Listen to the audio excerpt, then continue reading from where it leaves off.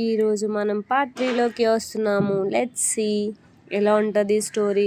మీకు part 1 part 2 నచ్చిందని అనుకుంటున్నాను. Please guys share like and subscribe my channel. So ఇప్పుడు మనం పార్ట్ 3లోకి అడుగు పెడుతున్నాం.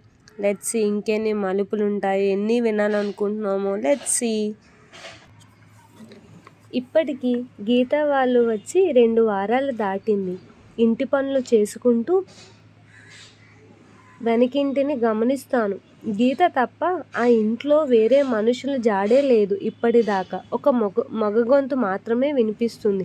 ఎప్పుడైనా చిన్నగా వాళ్ళ నాన్నదై ఉండొచ్చు. రోజు పొద్దున్నే పాటలతో నాకు శుభోదయం ఒక రకంగా అలవాటైపోయింది. జిత్తు కూడా మొదట్లో చికాకు పడ్డాడు.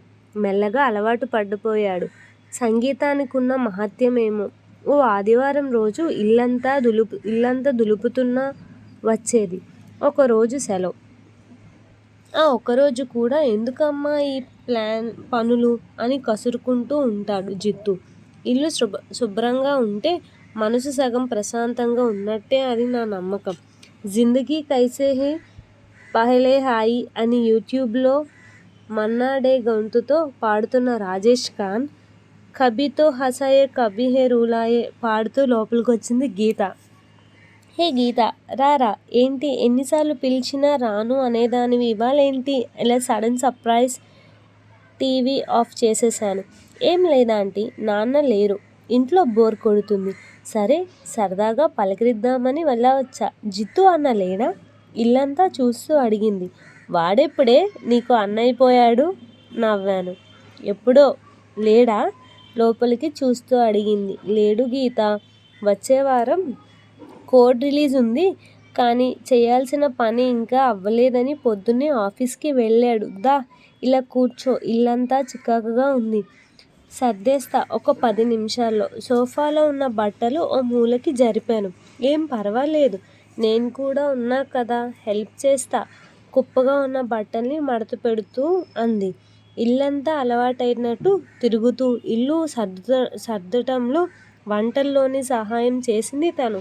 మాటల సందర్భంలో తెలిసింది వాళ్ళు ముంబైలో ఉండేవారని, వాళ్ళ అమ్మ 7-8 నాడు క్యాన్సర్తో చనిపోయిందని, నాన్న ఫార్మా కంపెనీలో ఈ మధ్య జాయిన్ అయ్యారని, తన ఎంబీబీఎస్ చేసి పీజీ చేయడానికి ప్రిపేర్ అవుతుందని, అమ్మ లేకపోవటంలో అన్ని పనులను అలవాటైపోయి ఉంటాయని ఏవేవో మాట్లాడుతుంది.